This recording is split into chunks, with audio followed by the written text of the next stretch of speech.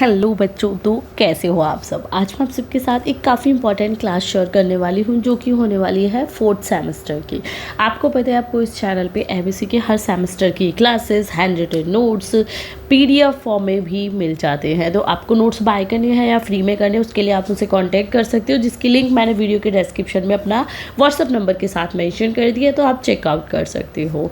In case आपका कोई point है, आपको कोई टॉपिक समझ नहीं आता, तो आप कॉमेंट भी कर सकते हो, आपकी हेल्प की जाएगी। और ये क्लास हर एक यूनिवर्सिटी के बच्चों के लिए है। तो चलिए, इतना इंट्रोडक्शन काफ़ी होता है। अभी हम पॉलीमर केमिस्ट्री की क्लास नंबर 1 स्टार्ट कर देते हैं। ये क्लास हर एक उस बच्चे के लिए है जो कॉलेज नहीं जा पाते हैं, जिनको सिलेबस समझ नहीं आता, यूनिवर्सिटी या कॉलेज में अटेंड भी करते हैं बट फिर भी उन्हें कुछ समझ वहाँ पे नहीं आता है। तो इस क्लास में आपको डेफिनेटली समझ आएगा।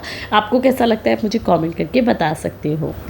तो सबसे पहले हम स्टार्ट करते हैं व्हाट इज़ पॉलीमर। ये आपका एक सबसे बेसिक और एक इम्पॉर्टेंट टॉपिक है कि पॉलीमर क्या होता है। जब भी हम पॉलीमर को स्टार्ट करेंगे as a book, as a syllabus, तो हमें ये पता होना चाहिए कि पॉलीमर क्या है। तो पॉलीमर आपने नाम सुना होगा।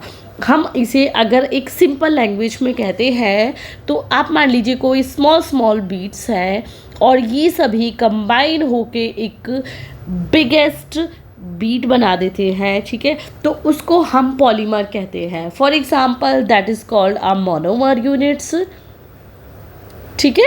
या अब एक बुकिश लैंग्वेज में समझ लेते हैं। पहले आपको ये अपने माइंड में क्लियर रखना है।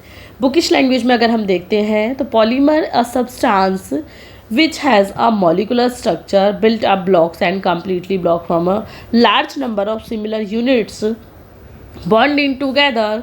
For example elastic and resins are common polymer. देखो, जो मैंने आपको सिंपल लैंग्वेज में बोला है वही यहाँ पे थोड़ा बुकिश लैंग्वेज में है। यहाँ पे है कि जब एक से ज़्यादा यूनिट या ब्लॉक एक साथ कंबाइन होके कुछ प्रोडक्ट बनाते हैं तो उसको हम पॉलीमर कहते हैं, ठीक है।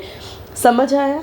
नेक्स्ट पॉइंट, पॉलीमर के एग्जाम्पल्स। तो एग्जाम्पल्स में सबसे अच्छा होता है आपका इलास्टिक और रेसिन। ये आपके कॉमन पॉलीमर है, ठीक है। अब पॉलीमर के लिए हम ये भी समझ सकते हैं, a polymer is large molecule और macromolecule composed of many repeated सब यूनिट्स, या यहाँ पे हम मोनोमर यूनिट भी बना सकते हैं, ठीक है। मैंने आपको कहा था ना कि जो सिंपल यूनिट्स हैं उन्हें हम मोनोमर कहते हैं। Then plays an essential role in everyday life, ठीक है। और पॉलीमर, ठीक है, मोनोमर यूनिट से बना हुआ एक मैक्रोमॉलिक्यूल होता है, बट इसका हम डेली लाइफ में भी बहुत तरीके से यूज़ करते हैं। अब आप सोचोगे मैम डेली लाइफ में हम कैसे यूज़ करें, तो वो हम आगे देखते हैं, ठीक है। यस, वैसे मैं कोशिश कर रही हूँ कि मेरी स्पीड बहुत ज़्यादा ना रहे बच्चे, बट फिर भी अगर थोड़ा बहुत आपको लगता है तो आप मुझे बता देना, ओके।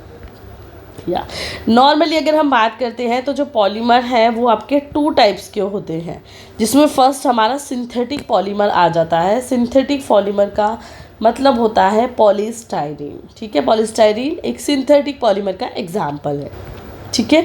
सिंथेटिक का मतलब है कि जो नेचुरल फॉर्म में नहीं मिलता, जिसे हमें बनाना पड़ता है, ठीक है।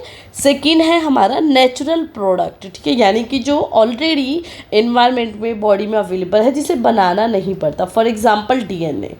आपको पता है डीएनए की स्ट्रक्चर कैसी होती है, ऐसी होती है, ठीक है। तो वो हमने बनाई नहीं है ना, वो ऑलरेडी बनी हुई है। सेम प्रोटीन की primary structure, secondary structure, tertiary structure, तो ये सब क्या है, एनवायरनमेंट में पहले से अवेलेबल है। और ये एक पॉलीमर का एग्जाम्पल है। पॉलीमर का क्यों एग्जाम्पल है, क्योंकि इसमें काफ़ी स्मॉल यूनिट्स होती हैं जो एक साथ ऐड करके ये यूनिट फॉर्म करती हैं, ठीक है। यस, ये एग्जाम्पल के लिए, ये आपको लिखना नहीं है। कभी आप सोचो कि मैम हमें ने तो ये लिख भी दिया, ठीक है। एंड ये नोट्स देखो, अगर आप डेली क्लास लेते हो तो मैं डेली अपने ग्रुप में जिसकी क्लास देखी उसके नोट्स आपको टेलीग्राम, इंस्टाग्राम या व्हाट्सएप पे प्रोवाइड करा देती हूँ, ठीक है। बट इन केस आपको पूरे इन हैंड रिटन नोट्स को एक ही बार में बाय करना है तो आप कॉन्टेक्ट कर सकते हो 7454049006 पे, ठीक है। तो फ्री नोट्स के लिए या पीडीएफ के पेड नोट्स के लिए आप कांटेक्ट कर लेना। देन हम नेक्स्ट पॉइंट देख लेते हैं।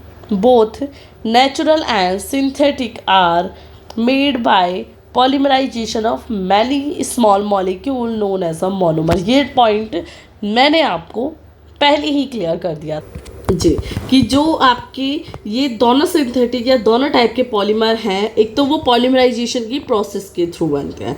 अब आप सोचोगे मैम पॉलीमराइजेशन क्या होता है, इस पे आपका एक लॉन्ग में क्वेश्चन आता है बच्चों एमएससी में, ठीक है, हालांकि बीएससी के बच्चों के लिए भी इंपॉर्टेंट है। तो पॉलीमराइजेशन के लिए आपको मेरी नेक्स्ट क्लास देखनी होगी, उसमें मैं डिस्कस करूँगी, या एक प्लेलिस्ट स्पेशल बनी हुई है पॉलीमर, ठीक है, तो वहाँ पे भी आप देख लेना, आपको क्लासेस मिलती रहेंगी, ठीक है। तो ये जो आपके दोनों टाइप्स के पॉलीमर होते हैं, चाहे वो नेचुरल हो या सिंथेटिक हो, पॉलीमराइजेशन की प्रोसेस के थ्रू बनते हैं, प्लस हर एक पॉलीमर में स्मॉल मॉलिक्यूल्स एक साथ जो ऐड होते हैं उन्हें हम मोनोमर कहते हैं। मैंने आपको बताया था 1 2 3 4 मान लीजिए ये ऐड होके एक बिग मॉलिक्यूल बना रहे, जिसे हम क्या कहते हैं, मैक्रो मॉलिक्यूल, और इन यूनिट्स को हम कहते हैं मोनोमर। सिर्फ यही आपको एक्सप्लेन करना था कि ये क्या होते हैं, एक साथ जुड़ के एक मैक्रो मॉलिक्यूल बनाते हैं, रिपीटेड यूनिट्स होती है, इन्हें मोनोमर कहते हैं, और जो एक बिगेस्ट फॉर्मेशन होता है उसे मैक्रो मॉलिक्यूल कहते हैं। एंड इस प्रोसेस को, ठीक है, इस मोनोमर से मैक्रो मॉलिक्यूल बनने की प्रोसेस को क्या कहते हैं, पॉलीमराइजेशन, ठीक है। सिर्फ ये आपका एक बेसिक सा पॉइंट था। ओके, अब मुझे नहीं लगता इससे रिलेटेड आपका कोई भी डाउट रहेगा। एक बार में क्लास समझ नहीं आती है तो कॉपी पेन लीजिए, और जो मैं बोलती जा रही हूँ ना उन्हें अगर आपको हिंदी में याद होता है तो हिंदी में लिखो, ठीक है, कोई प्रॉब्लम नहीं है, हिंदी में लिखो, ठीक है, और क्लास को 2 बार देखो। 2 बार अगर आपने क्लास वॉच की है तो आपको कोई भी प्रॉब्लम नहीं रहेगी। अब नेक्स्ट क्लास मेरी होगी पॉलीमराइजेशन की, क्योंकि मैं सोच रही हूँ कि हम स्टेप बाय स्टेप क्लियर करके चलते हैं, ठीक है। तो हो गया है, अभी क्लास को एंड करते हैं, तब तक के लिए बाय बाय, मिलते हैं कल एक नेक्स्ट क्लास के साथ।